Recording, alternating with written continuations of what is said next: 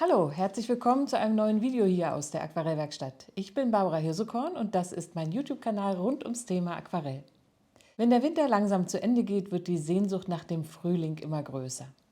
Deshalb gibt es für euch heute im Video einen Frühlingsblumenstrauß mit frischen Blautönen. Ich arbeite im Video mit der Nass-in-Nass-Technik und mit der Negativtechnik, zwei wichtige Techniken im Aquarell. Viel Spaß jetzt mit dem Video.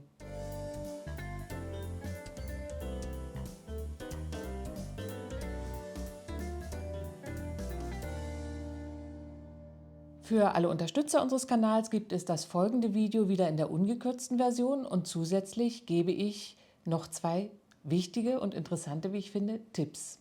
Der eine Tipp betrifft meine Zeichenmaterialien, nach denen ich immer wieder gefragt werde, und der andere Tipp dreht sich um die richtige Pinselpflege. Diese beiden Tipps, wie gesagt, im Bonusvideo für die Unterstützer unseres Kanals. Noch ein paar kurze Worte zum Unterstützerbereich. Es gibt ja hier auf YouTube die völlig kostenfreien Videos, die immer so zwischen 15 und 20 Minuten dauern und alle 14 Tage hochgeladen werden. Dieses Angebot ist völlig kostenfrei und außerdem, wie du vielleicht schon gemerkt hast, auch werbefrei. Das ist mir ganz wichtig, denn ich möchte einfach nicht, dass meine Videos durch Werbung unterbrochen werden und ich glaube, das ist auch für euch als Nutzer eine feine Sache. Viele YouTuber bekommen Einnahmen aus der Schaltung von Werbung, die YouTube dann zwischen die Videos einfügt, oder aber aus der Zusammenarbeit mit verschiedenen Firmen, die im Video erwähnt werden und dann das Video sponsern. Auch ich bekomme inzwischen mehrere Mails am Tag von verschiedenen Firmen, die hier bei mir im YouTube-Video erwähnt werden möchten.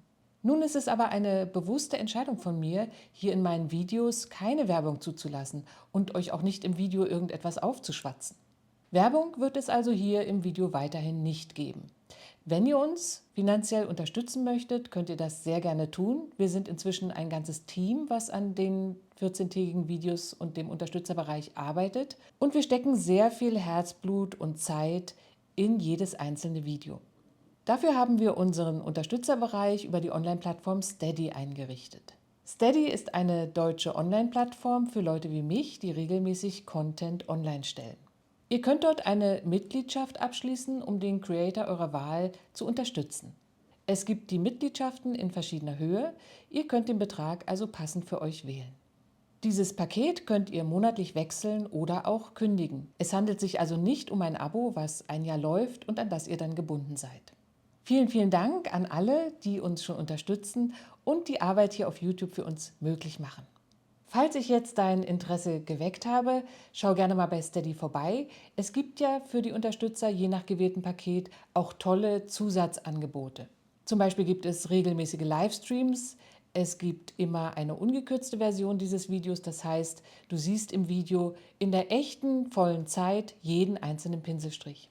Es gibt zusätzliche Übungen, die ich in einem kleinen Bonusfilm für alle Unterstützer noch dem jeweiligen Video anfüge. Vielleicht bist du ja demnächst auch dabei, das würde mich sehr freuen. Und jetzt geht's erstmal los mit unserem heutigen Motiv. Die heute verwendeten Materialien sind folgende Farben: Cerulean Blue, Titanweiß, Permanent Alizarin-Karmesin, Neutraltinte und Sienna gebrannt von der Firma Winsor Newton, Lazurorange, Jaune Brillant, Ultramarin Feinst und Perilane Green von Schminke und Green Appetite Genuine von Daniel Smith.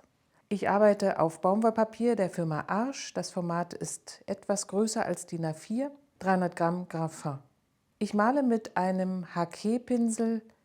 Das ist ein Ziegenhaarpinsel aus der chinesischen Kalligraphie.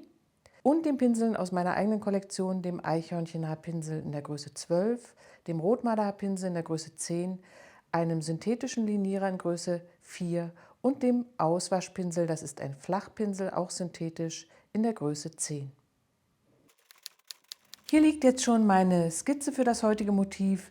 Meine Skizze und auch das Referenzfoto laden wir wieder auf unserer Steady-Seite hoch. Alle Unterstützer unseres Kanals können nach erfolgreichem Login bei Steady sich Skizze und Foto herunterladen. Dort findet ihr auch alle älteren Skizzen, alle älteren Fotos und auch die Links zu allen älteren Videos, die es hier auf dem Kanal schon gibt.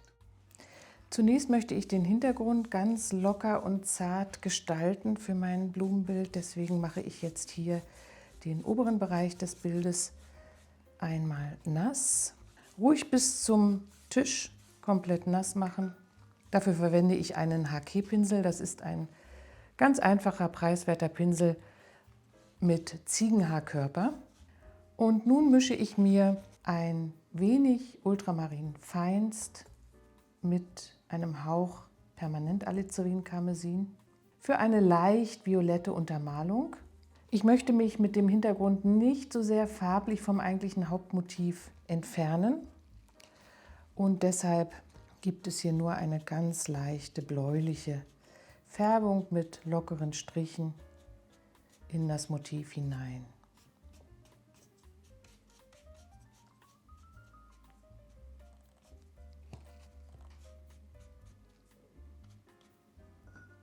Nun ist das Blatt ja schön nass und ich arbeite die Blautöne für die kleinen Vergissmeinnicht-Blüten ein. Vorher tupfe ich hier die Blüten ein bisschen ab mit dem Küchentuch, damit die Fläche hier wirklich trocken bleibt. Mit Zylinblau und später auch mit Ultramarin kommen jetzt ganz locker hier blaue Flecken in die feuchte Fläche.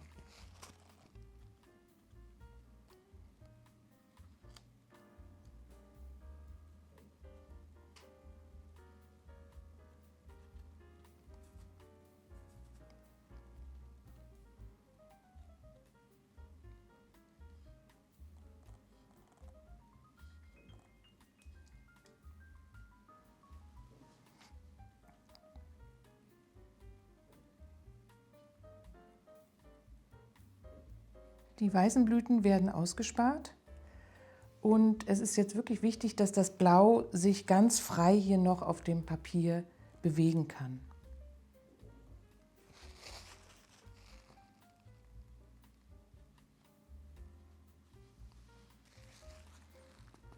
Ein paar Spritzer geben noch ganz kleine Tröpfchen Formen hier ins Motiv hinein. Da oben auch noch ein paar. Mit Ultramarinblau intensiviere ich hier den Blauton etwas.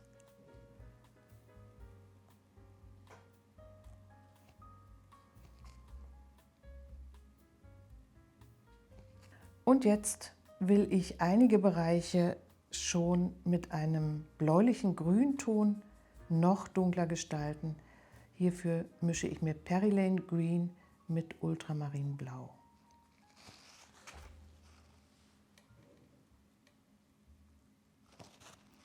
Das Papier ist immer noch nass und so bekomme ich schöne, weiche Verläufe.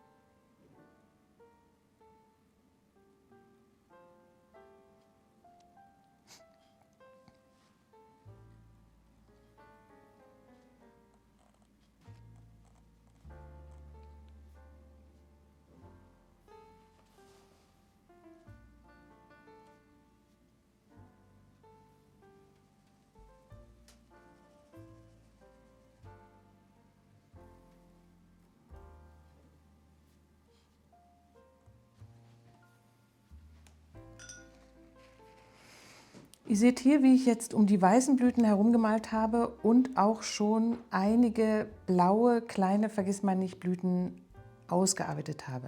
Ich finde es schön, wenn jetzt hier in diesem Stadium immer weiche Ränder entstehen zwischen den Formen und dem hinterlegten Hintergrund. Solange wie es jetzt hier auf dem Papier immer noch feucht ist, gebe ich noch ein paar Akzente mit sehr dunkler Farbe hinein und ich habe mir dafür jetzt Perylane Green mit Ultramarinblau und etwas Sienna gebrannt angemischt.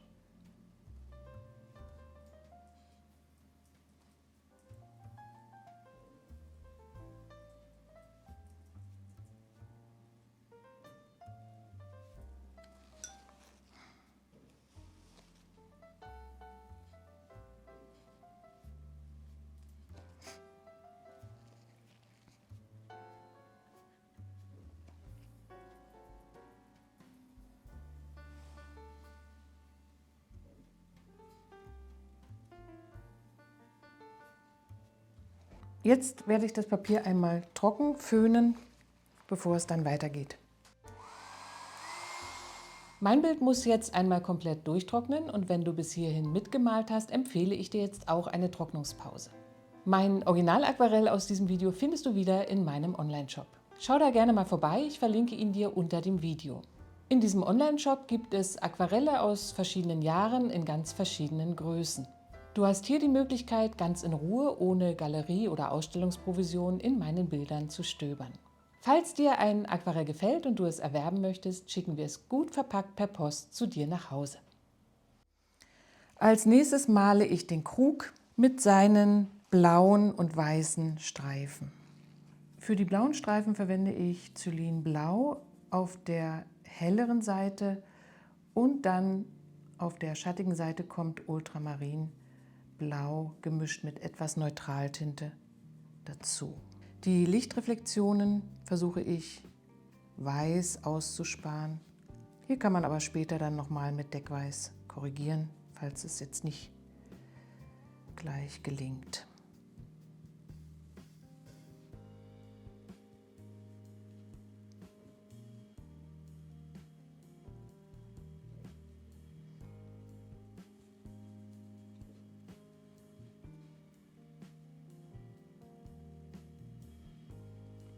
Für den weißen Streifen möchte ich eine ganz zarte Violettlasur aufbringen. Ich mische Alizarin Karmesin mit den vorhandenen Blautönen und auch hier gibt es wieder an dieser Stelle die Lichtreflexion. Und wenn man jetzt schnell genug arbeitet, dann kann das Blau sogar an manchen Stellen jetzt hier in das Violett reinlaufen. Das finde ich sehr reizvoll, aber dafür muss man schnell genug sein, sodass die blaue Farbe hier noch etwas feucht ist. Wieder zum rechten Rand hin etwas dunkler.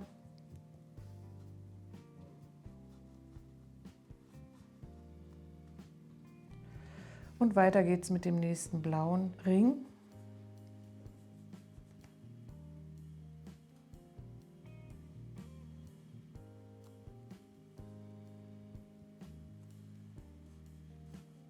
Wieder variiert mit Ultramarin.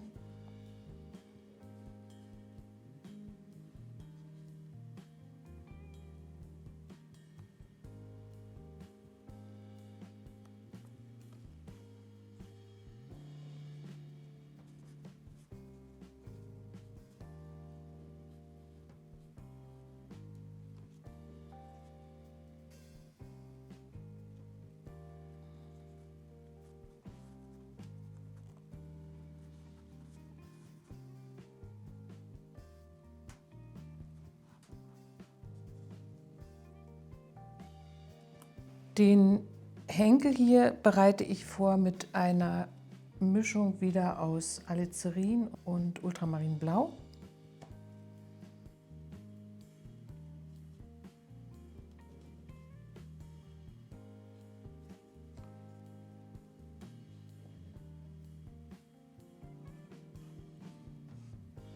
Ein bisschen Lasurorange kommt mit hinein, aber nur ganz wenig, damit der Schatten sich hier ein bisschen aufwärmt.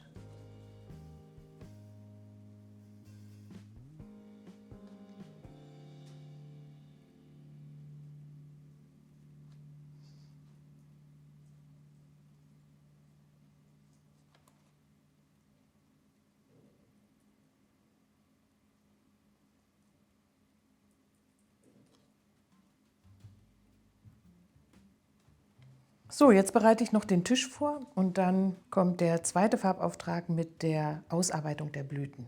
Auch hier mache ich die Fläche ein wenig nass, das muss jetzt nicht ganz so gründlich sein, um gleich schöne weiche Verläufe zu erhalten. Hier auf der Tischplatte sollen nachher ein paar Blüten liegen und ich gebe jetzt in die nasse Fläche hier kleine Pinselspuren mit Xylinblau und Ultramarinblau hinein. Das ganze Bild soll ja frisch und frühlingshaft aussehen, deshalb möchte ich auch hier im Tisch keine dunklen Farben einsetzen. Gebe jetzt hier von unten kommend die gleiche Farbmischung wie am Anfang im Hintergrund hinein und eine kleine Tonwertabstufung zum Hintergrund soll der Tisch bekommen. Also hier im rechten Bereich ein bisschen dunkler als der Hintergrund dahinter.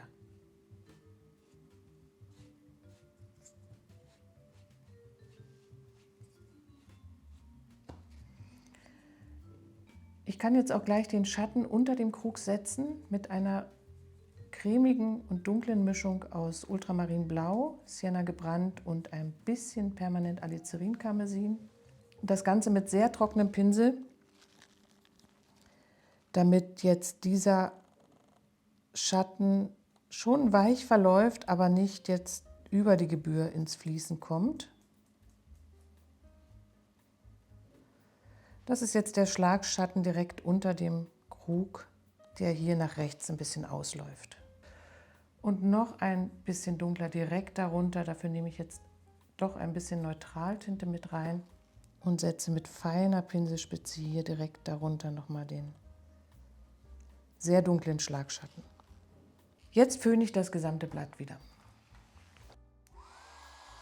Das Blatt ist jetzt ganz trocken, das ist wichtig, denn ich versuche jetzt mit dem Radiergummi hier die übrig gebliebenen, noch zu sehenden Bleistiftstriche ein wenig zu minimieren.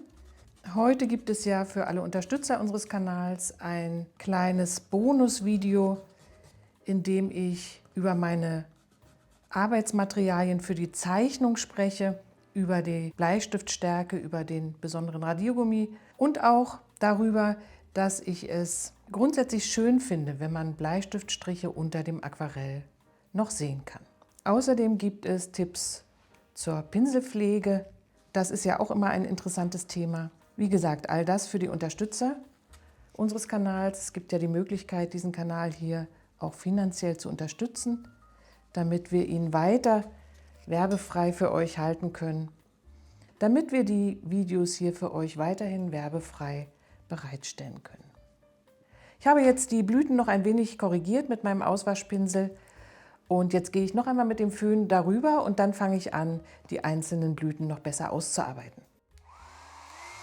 Bisher haben wir ja fast nur kalte Farben im Bild, die Blautöne, die Rottöne hier und auch das Grün, was ich verwendet habe, Perilene Green, ist ein kühles Grün. Das finde ich sehr schön, weil es dieses frische, frühlingshafte auch gut ausdrückt. Aber jetzt bin ich ganz froh, dass ich doch die Prise Wärme auch hineinbekomme in mein Motiv, indem ich die Innenformen der Blüten, der weißen Blüten jetzt mit einem Grün-Gelb gestalten kann. Dafür mache ich die Fläche hier innen großzügig nass, denn ich möchte auch jetzt hier wieder schöne, weiche Verläufe erstmal in der Blüte haben. Ich nehme etwas Cadmiumgelb, das wird dann wirklich schön leuchten. Damit kann ich hier erstmal beginnen. Ja, das sieht schon schön aus. Und dann kommt aber auch noch ein bisschen Grün dazu.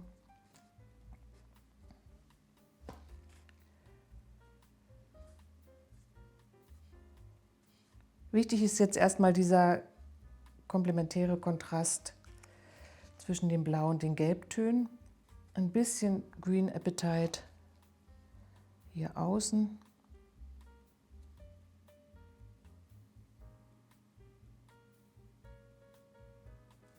Und ein paar dunkle Akzente mit Green Appetite Janine und Sienna gebrannt. Ein bisschen vom Blau kommt auch noch mit rein.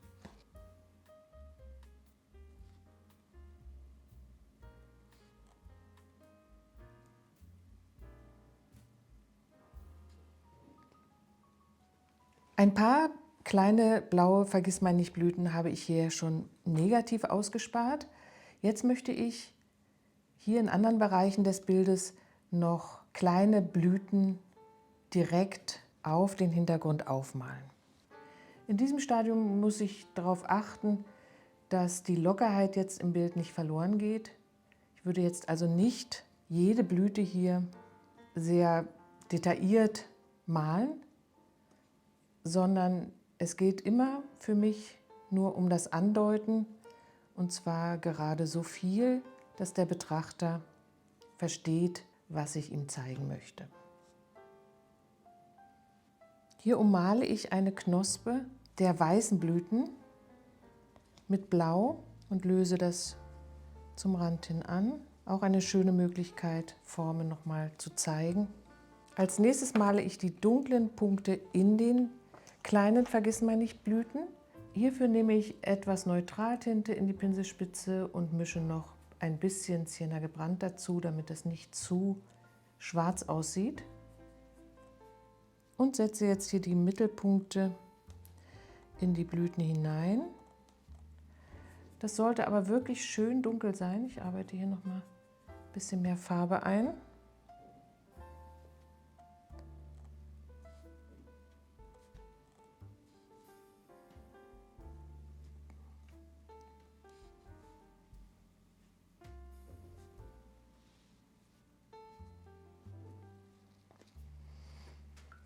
Und jetzt kommen noch die gelben Ringe mit Jaune Brillant direkt aus der Tube in die Pinselspitze hinein.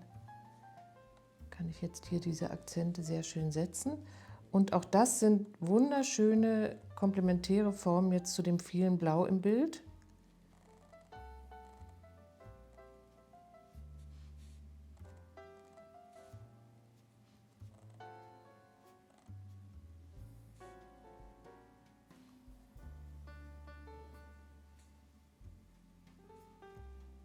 Mit dem Linierer kann ich jetzt noch ein paar Blumenstiele andeuten mit Green Appetite Genuine und hier den Resten von dem gemischten dunklen Farbton. Nicht zu grün auf alle Fälle.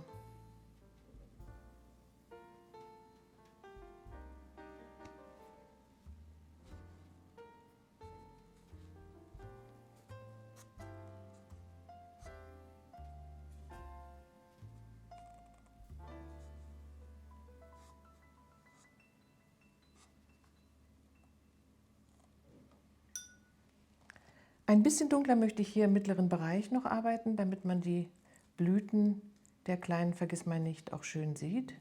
Wieder Perilane Green und Ultramarin Blau. Und noch einmal hier als Akzent hinein. Und damit kann ich jetzt auch noch mal die ein oder andere Blütenblattform hier oder den Rand vom Krug ein bisschen betonen.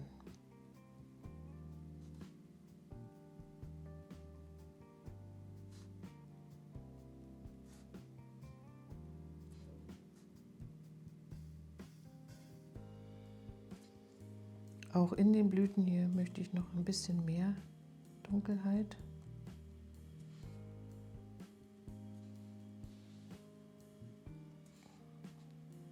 So, damit ist der Strauß jetzt eigentlich schon fertig und ich möchte jetzt hier noch eine Schattenlasur auf den Krug setzen, damit das einfach noch mehr Dreidimensionalität bekommt.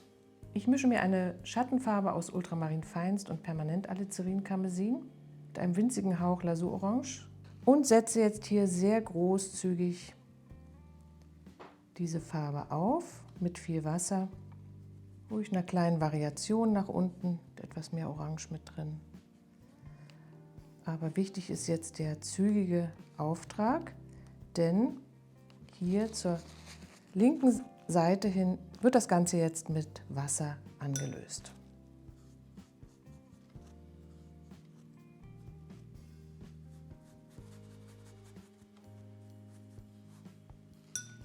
Auch der Henkel bekommt noch einmal eine Schattenlasur.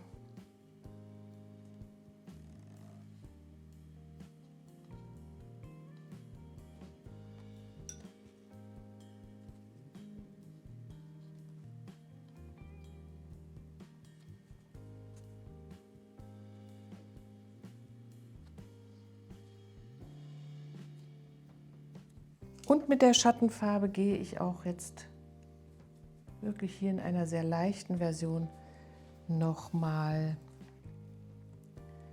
über bestimmte Bereiche der weißen Blüten.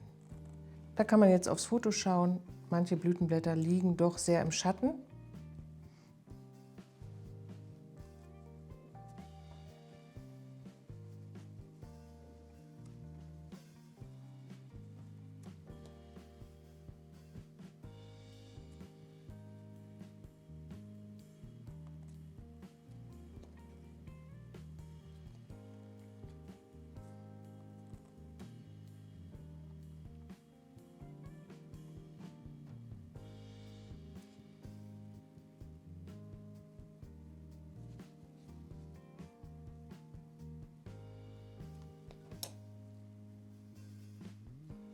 Auch die Blüten hier an der linken Seite, die auf den Tisch gefallen sind, bekommen noch eine kleine Akzentuierung.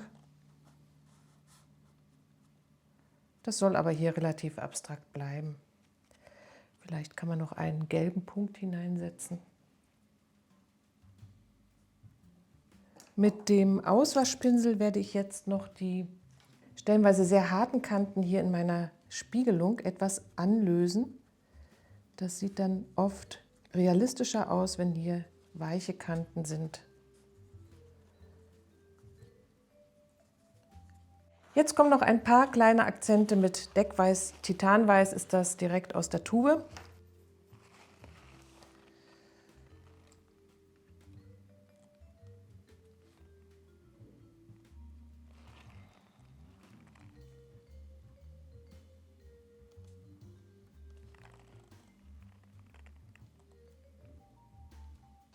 Ein bisschen Glanz hier auf die Blütenblätter.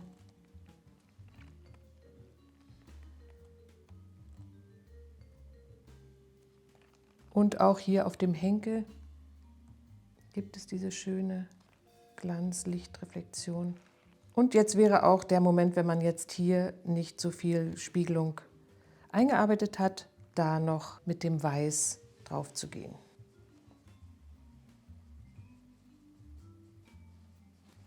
So, damit ist mein Blumenbild fertig und ich hoffe, ich konnte euch damit ein bisschen Frühling ins Haus bringen und ihr habt jetzt auch Lust, das selbst einmal auszuprobieren und nachzumalen. Wir sehen uns hier, wenn du möchtest, gerne wieder in 14 Tagen mit einem neuen Video zum Thema Aquarell. Tschüss, bis dahin.